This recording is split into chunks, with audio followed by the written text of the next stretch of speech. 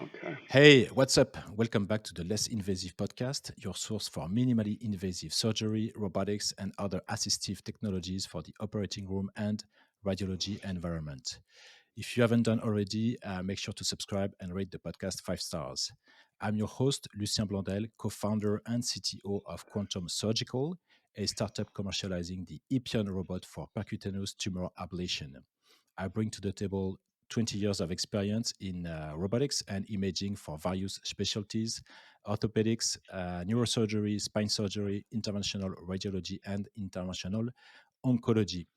Today, I'm very excited to have Dr. Robert Masson on the show. So, Dr. Masson is a microneurosurgeon specializing in minimally invasive spine surgery and sports spine medicine, practicing at Orlando and also Park City in Utah.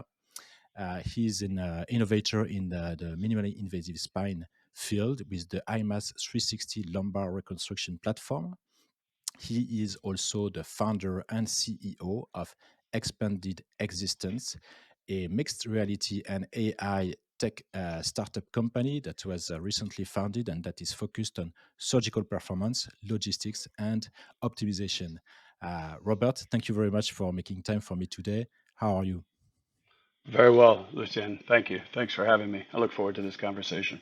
Yeah, sure. So I was actually very intrigued maybe 4 or 5 months ago when you started to post those videos about the surgical metaverse and what the expanded existence is doing. I was like, what's this? I mean, this is very different from what I've been seeing from many years, the introduction of augmented reality in spine surgery. And but before we talk about this product, which is HoloOPS, a couple of questions for the audience to get to know you and who you are. So can you maybe start with briefly introduce yourself? Yeah, no, absolutely. I'll try not to go too long. Lifelong athlete. I grew up playing multiple sports. It's sort of fundamentally in my DNA. And I played football in college. That's how I paid for college. Always had a deep interest in performance and sports and logistics. I was a biomedical engineer in college, subsequent, and went into a medical program with a goal of being an astronaut. Unusually, my Oh, grandfather on my mother's side was an Air Force pilot and a war hero and test pilot, and the key being the test pilot aspect. I think I've always identified as a scout rather than a researcher or a user. I've always pushed my boundaries. I'm a malcontent lifelong. Uh, Whatever level I get to, it's not good enough. I always push farther, and that gives you sort of an innovative canvas, if you will, because so oftentimes what you have at your disposal doesn't really allow you to transcend, and so you have to build tools to help you transcend. And so that's kind of been my lifelong journey. I still compete in everything I do. I have 5 kids. We have a sports filled house. I'm notoriously bad loser. I think every one of my kids is too. So that sort of defines me. okay. And is there someone who is inspiring you today or who has been inspiring you and why? So many people. I mean, lifelong, I've adopted kind of father figures. Early on, John Wooden, UCLA legendary basketball coach. I lived about half a mile away, and I used to go watch their practices when I was in my teens. And then when I finally, I was in the military for a while, so I had some team leaders that were big inspirations to me from a discipline and diligence and persistence perspective. But then in medicine, my chairman, Albert Roden, is the father of modern microneurosurgical anatomy, and I grew up literally in a microsurgery approach. I was a cerebrovascular skull base surgeon, but I realized that all neurosurgeons basically do spine, but I was doing brain here, and pretty much everybody was doing spine here, and there was so much opportunity to bring exactly the same uh, articulation, precision, anatomy. Basically, I do skull base surgery every single day as a spine surgeon. And when I was a brain surgeon, it wasn't quite that common. So I love spine. I love sports and put it together. Dick Stedman, Jim Andrews became big influencers of mine in the orthopedic field. I really loved their journey through arthroscopy. Arthroscopy was this awkward new tech that everybody kind of messaged, and I think it's really important to look at origins of transcending specialization because traditional medicine is resistant to change, and in talking to them in detail and really articulating their path, it occurred to me that spine was on the same exact journey. Arthroscopy was awkward. All the traditionalists, of course, discounted it.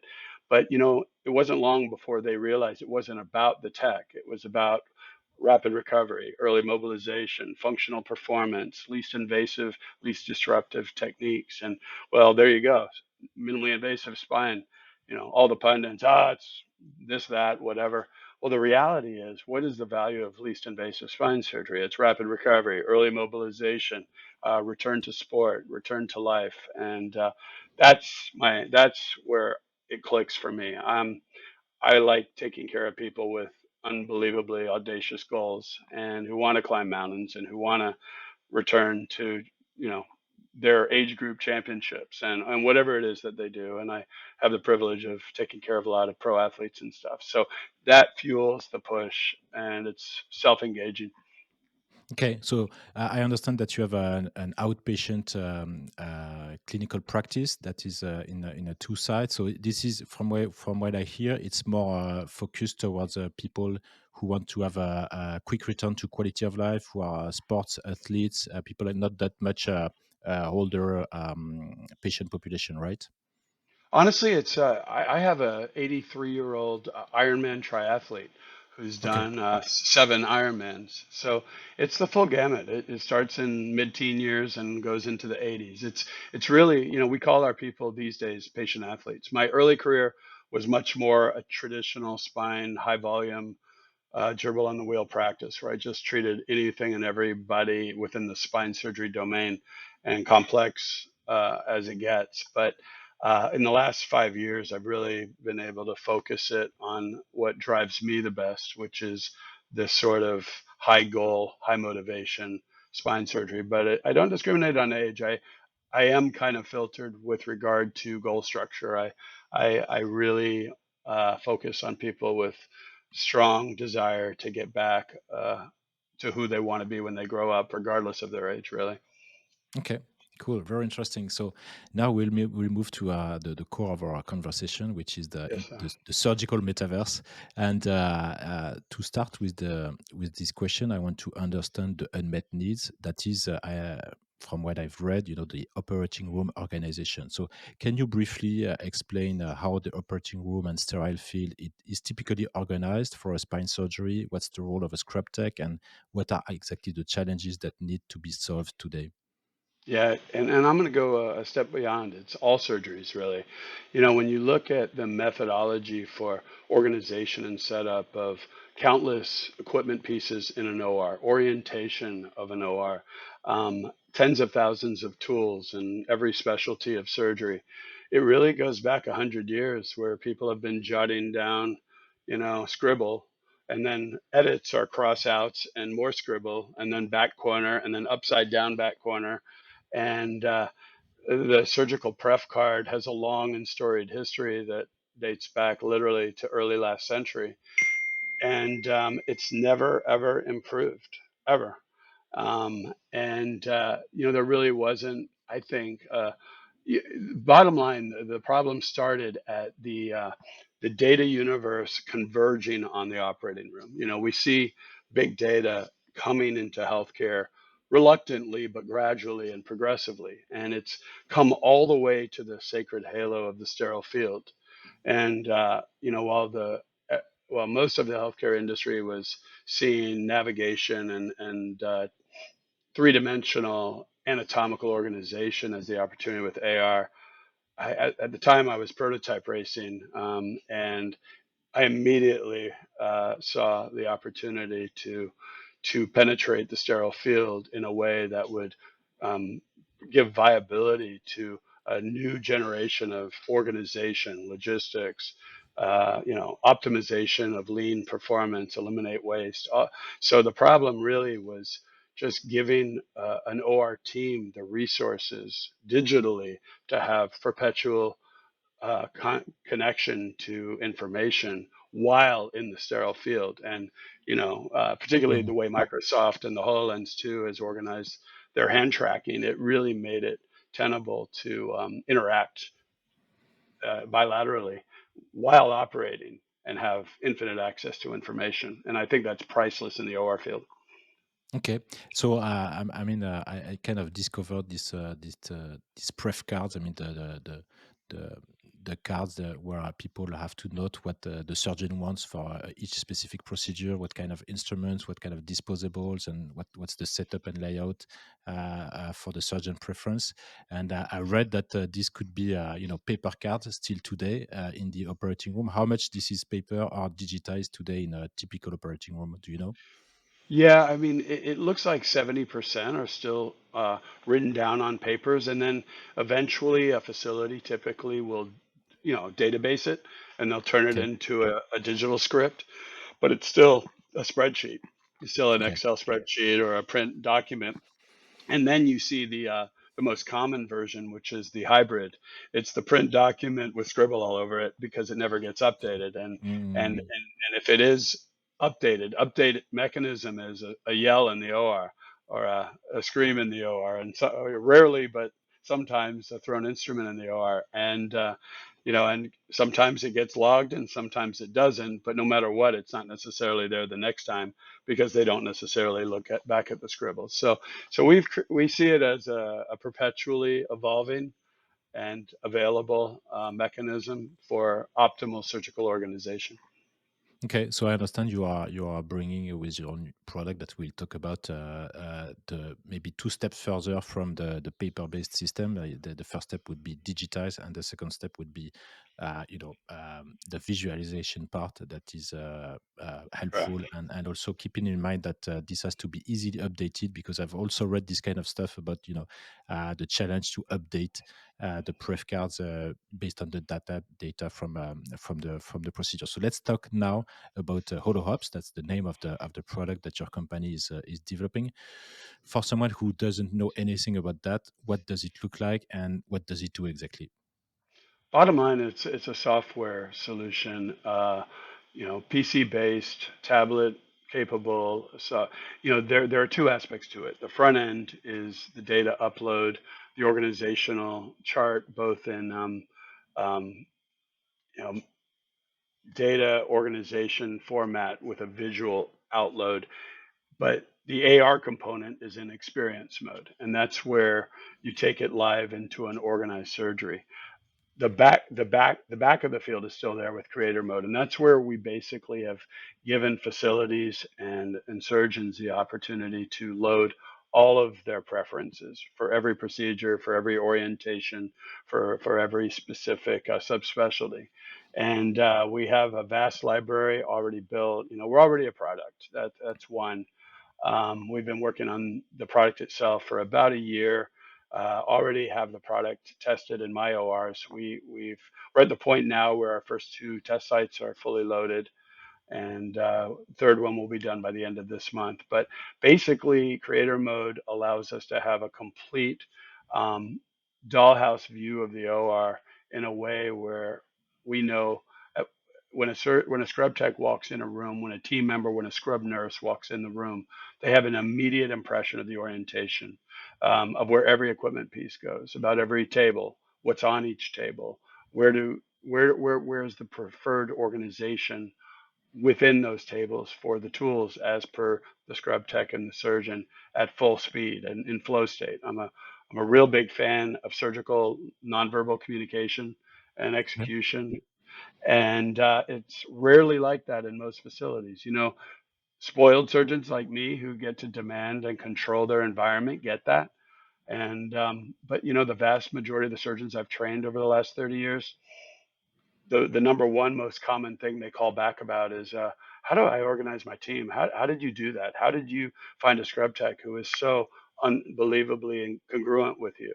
And it's a process and a discipline and a leadership that a lot of surgeons, particularly in this era, really can't get within their facilities. So we're really trying to create a mechanism where we can just superpower the teams and give them a fighting chance to be expert, even with a surgeon that they're happening upon. A lot of surgeons will, get a scrub tech who's never worked with them at last Mhm. notice because of staffing availabilities, and we want those techs to have immediate visual familiarity with the space of the OR.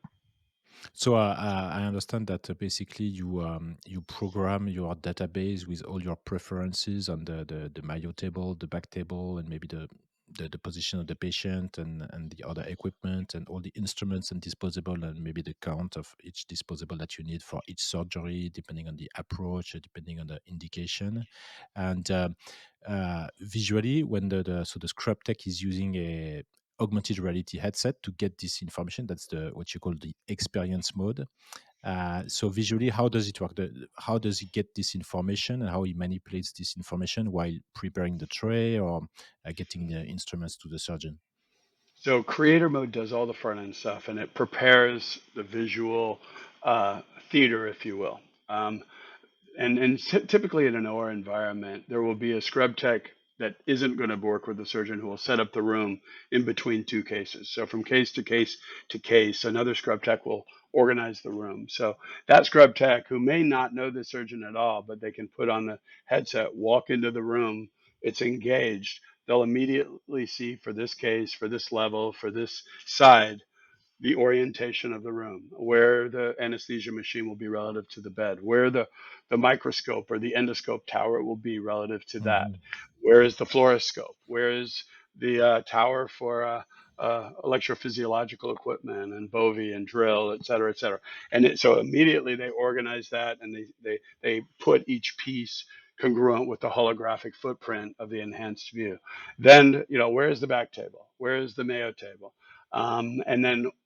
And then when they open the packs, how do you organize the packs? How do you organize the trays? What about the implants? What about the consumables, as you mentioned? And then they just piece by piece sequentially go through the categories and organize the room. We've had test sessions with visiting scrub techs that have never worked with me and made them go through my setups. And we've got a white paper coming, which will describe how quickly they were able to organize my room perfectly such that my expert, my team leader, Bo, can walk in and, oh, wow, it's perfect, which is an impossibility without this tech.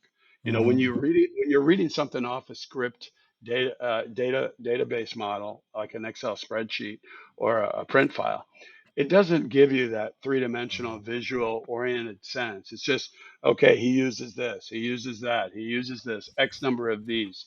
But it's incredibly difficult to translate that into an organizational chart. Mhm.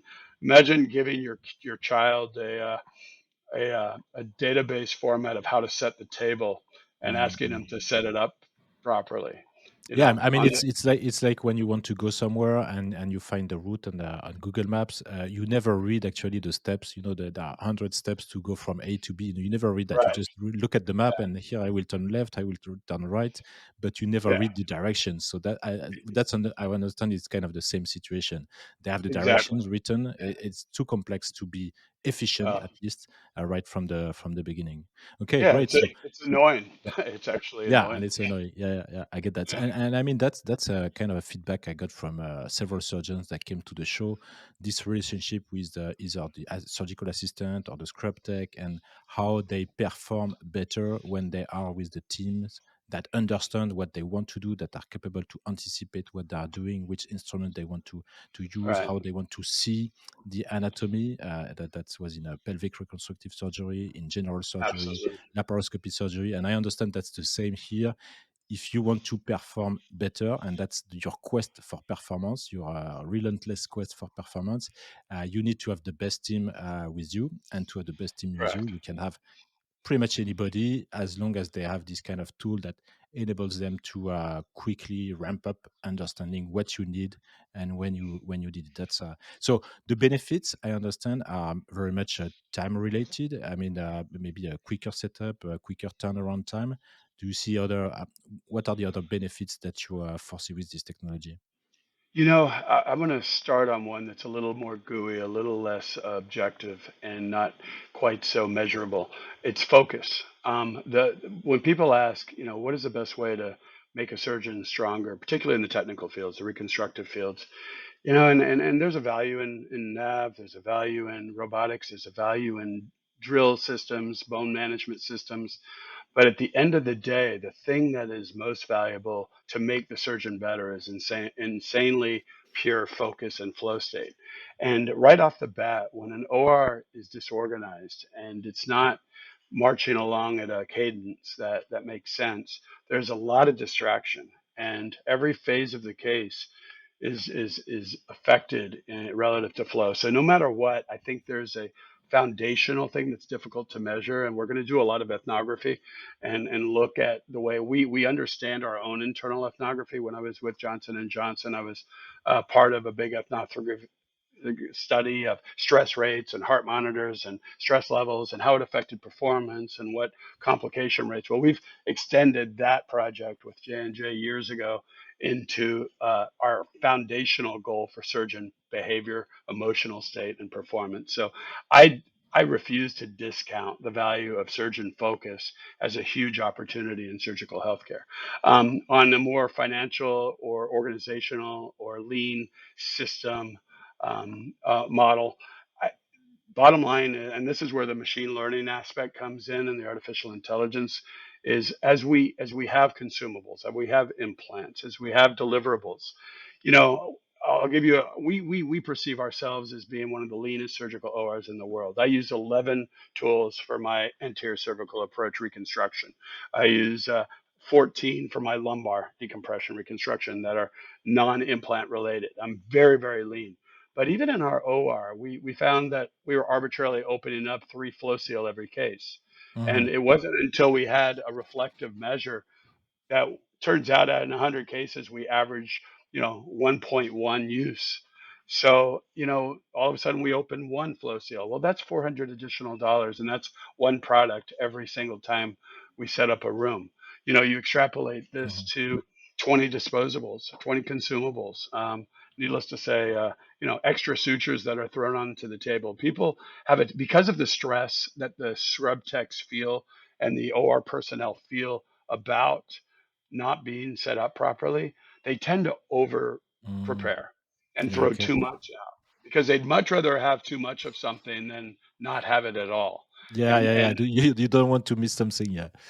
yeah, so that sets up the wrong culture of lean performance, and in a world that democratization of healthcare, health equity, availability of resources, the pandemic certainly put a spotlight on supply issues in the Mhm. OR across the board, and hospital closures exaggerated that. So we really need to be more diligent, and then take that to surgical trays, implant system trays, implant system organization. Maybe certain things are used 98% of the time. Maybe some things are used 2% of the time. Do you really need the 2%er bogging down the Mhm. tray?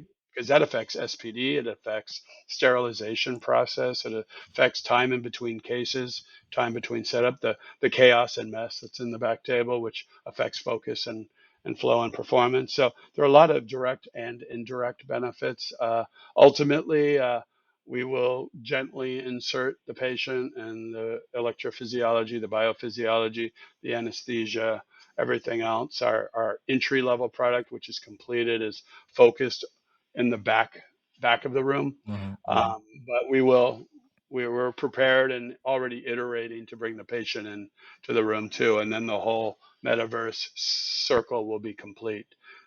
Okay, so what I hear is that there is what you will gain today with the technology as it is with the V1, the first version, and also you are forcing that the data that will be captured with the system, like how many instruments are used, how many are discarded or are wasted for which kind of procedure by which surgeon, will be able to also be leveraged later on to adjust the instrument set to really what is needed for a procedure, and that's where also there will be benefits for the manufacturers, and that the data will be the data that you will create with your system will provide a huge value. Okay, that's Absolutely. interesting. So so you mentioned that the system is already being used in a clinical hospital setting at three sites today. Can you share what have been the very early, I guess, feedbacks from those teams?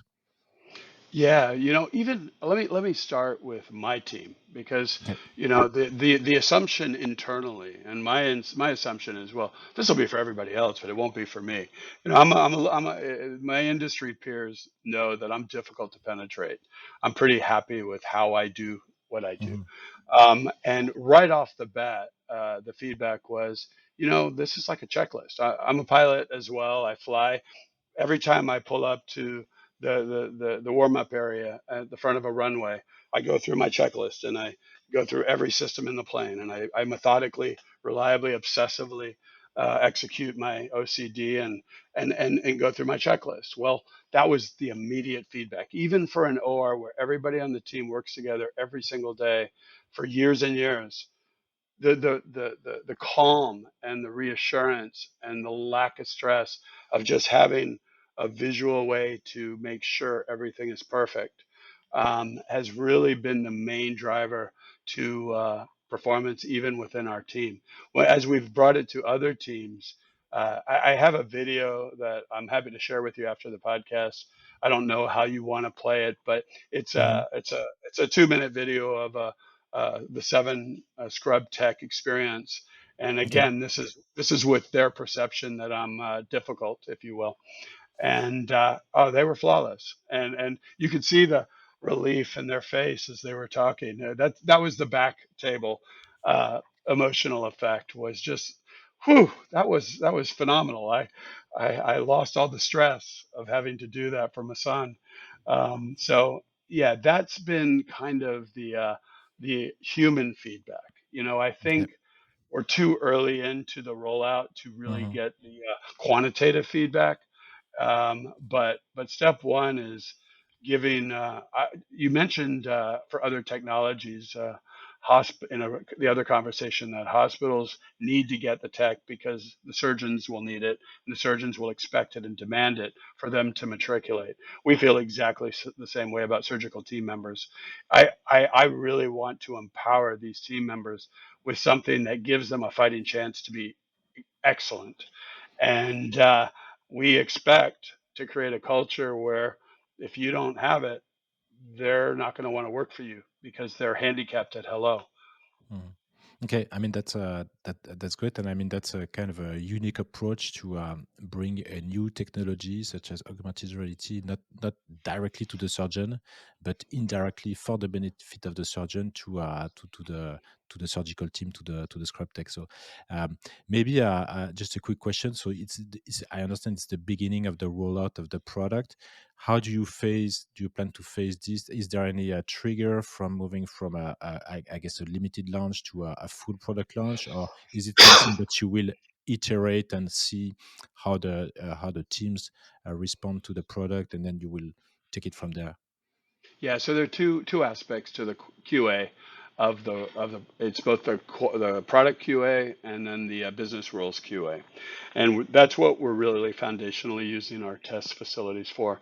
We're starting in spine and orthopedics. We already have our first 8 centers kind of projected, and I think as people see who we're rolling on, and I'm not going to mention them today, but they're 8 of the best orthopedic brands in the United States, and we're going to really look at two things. One, across a vastly different accumulation of equipment and tools and styles and procedural performances, we want to make sure the library and the creator mode aspect is ready for prime time, so that we can, generically get that done accurately for anybody. And we've got a pretty discerning, pretty demanding group of humans that will be the QA component, and all with IDE experience and innovation experience and world leading orthopedic and spine surgeons.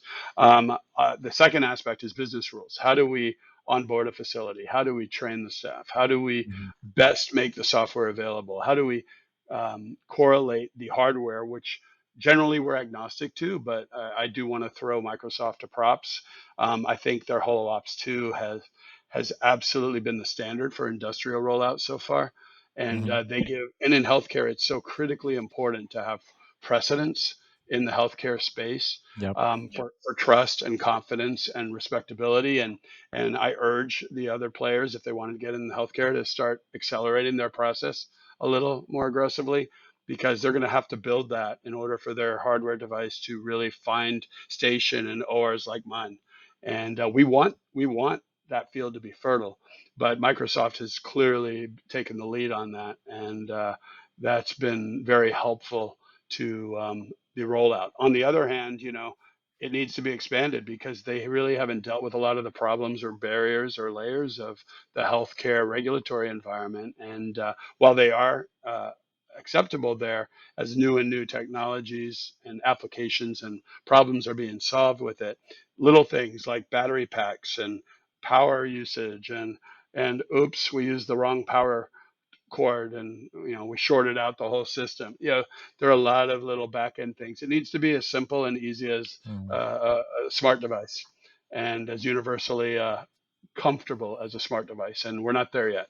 So there's a lot of opportunity for transcendent improvement there as well, and we intend to be a voice and a force to try to push those changes. Okay, and so just a curious question: you for this kind of product, do you need a regulatory approval for introducing this technology in the OR, or is it not considered as a? It's not a medical device in itself. Yeah, no, we're not practicing medicine with this first release. This is an organizational release, and it Okay. was very strategically. The reason specifically that we've kept patient data and hospital interaction and physiology out of this first release is because it isn't it would have cluttered the rollout process. It would have cluttered the foundational organization. And we have a letter from a major regulatory U.S. consulting firm that already establishes that product one is FDA exempt. We went in kind of with a lot of background, and our advisory board and our leadership team is Big Five ortho and spine history. So we went in with a lot of knowledge on how to Hmm. navigate that organizational chart. But yeah, the first one, we have a letter basically saying we're FDA okay. And we're already in the process of preparing clearances for what we're iterating on the phase two, phase three side of things. Okay, I mean that's a smart move, and anyway, that's something I can see also in the introduction of a augmented reality device, those that are used in intraoperative phase to help with the surgical gesture itself.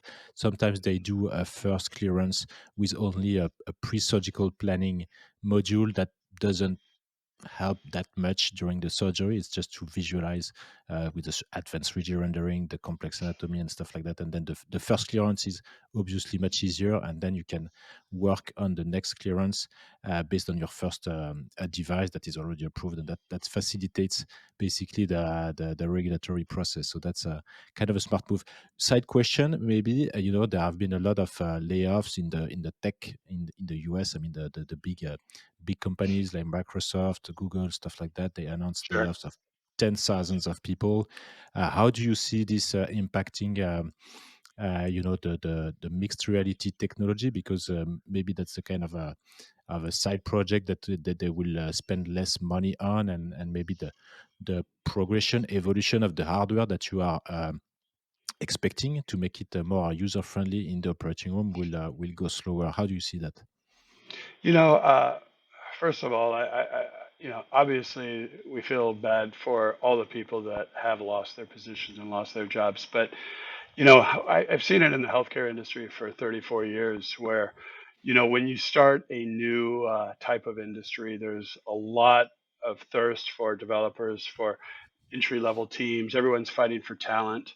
Obviously, the augmented reality game has been several years in the making, and and those were pretty lush years with financial boom and a really unbelievably powerful economy, and there was a lot of accumulation of talent at every major industry. It was better to have than to not have. Same as the OR field.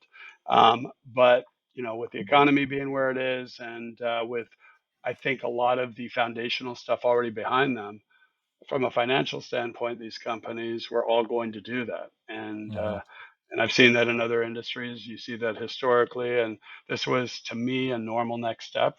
I think relative what little I know about the Microsoft role, we have talked to them quite a bit. Uh, I think my guess is that relative to industry and corporate type of solutions for the consumer market, I think they're extremely committed. I think on the consumer side, direct, like, home apps, games, things like that, they might be, just leaning up a little bit. But Okay. I don't sense or feel any industrial lack of support whatsoever. And we clearly are an industrial solution. We feel a lot of support, and I think we expect the support to grow. If not from them, and from other suitors that are dying to get into the space. Okay, cool. I mean, that's good news for you and good news for the introduction of this kind of technologies in the operating room.